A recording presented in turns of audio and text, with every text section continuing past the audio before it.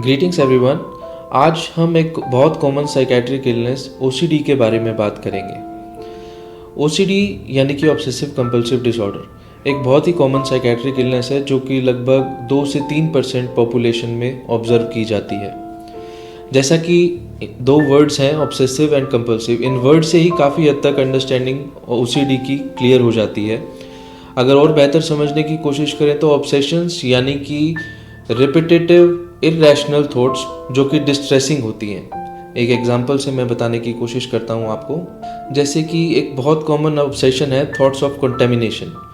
तो कंटेमिनेशन की थॉट्स बार बार दिमाग में आती रहती हैं जो कि काफ़ी हद तक घबराहट, बेचैनी, एंग्जाइटी क्रिएट करती हैं, जिस वजह से इंडिविजुअल कहीं भी और ध्यान नहीं दे पाता।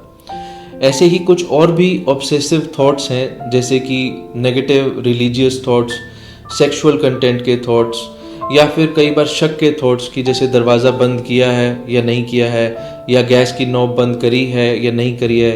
यही थॉट्स बार बार उस इंडिविजुअल, अफेक्टेड इंडिविजुअल के दिमाग में चलती रहती हैं और बाकी सब एक्टिविटीज़ करने से हैम्पर करती हैं।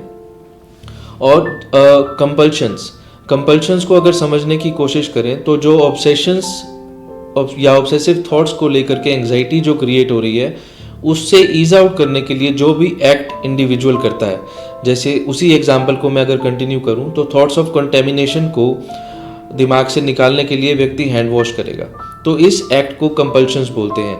और जैसे थॉट्स आ रही हैं कि गेट बंद नहीं है या गैस नॉब बंद नहीं है, तो दोबारा रीचेकिंग करना, ये एक्ट्स जो होते हैं ये कंपल्शंस होते हैं। और व्यक्ति क्योंकि अपने आप इन थॉट्स से नहीं रिकवर कर पाता, तो वो बार बार ऑब्सेशंस के सेकेंडरी उन कंपल्सिव एक्ट्स को करने लगता है, और इसी ऑब्सेशंस और कंपल्सिव एक्ट्स को ऑब्सेसिव कंपल्सिव डिसऑर्डर बोलते हैं।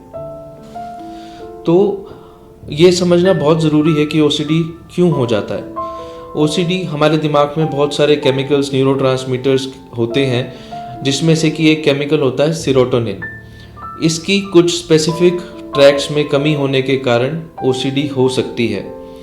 सेरोटोनिन को रीफिल करने के लिए कुछ मेडिसिन्स भी हम यूज़ करते हैं ओसीडी के ट्रीटमेंट में, जिनको SSRIs बोला जाता है। और एक कोलैबोरेटिव अप्रोच से, जो कि pharmacotherapy as well as psychotherapy से ओसीडी का ट्रीटमेंट संभव है।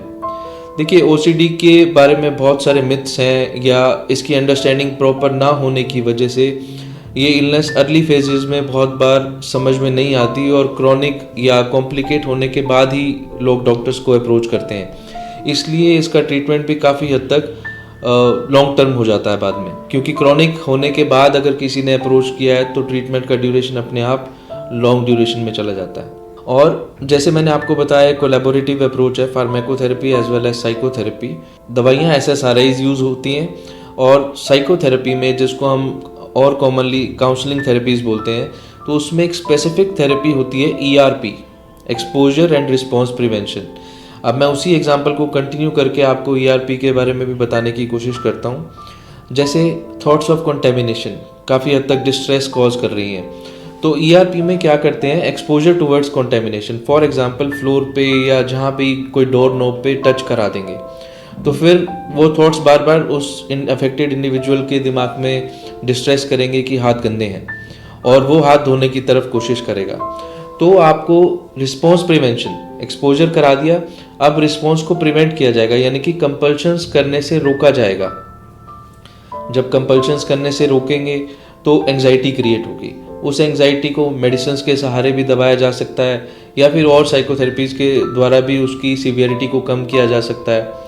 तो जब कई बार रिस्पॉन्स प्रिवेंशन किया जाता है तो एक पॉजिटिव रीइंफोर्समेंट आती है पेशेंट में कि मैंने नहीं किया था हैंड वॉश तो भी कुछ नहीं हुआ, क्योंकि एक लिमिट के बाद एंग्जाइटी या वो डिस्ट्रेस कम होने लगेगा, और धीरे धीरे ये साइकोथेरेपी भी in collaboration with pharmacotherapy result देने लगती है। सो इस कंबाइंड अप्रोच के साथ ओसीडी का ट्रीटमेंट बहुत हद तक संभव है। तो अगर आप में या आपके किसी नज़दीकी फ्रेंड सर्कल में, फैमिली मेम्बर्स में आप ऐसे कुछ रिपीटेटिव एक्शंस या ओसीडी के सिम्टम्स ऑब्जर्व कर रहे हैं, तो आप अपने नियरेस्ट डॉक्टर को as soon as possible approach करें, सो दैट ट्रीटमेंट की ड्यूरेशन भी शॉर्ट हो सके और ट्रीटमेंट आउटकम भी बहुत हद तक बेटर हो सके। Thank you.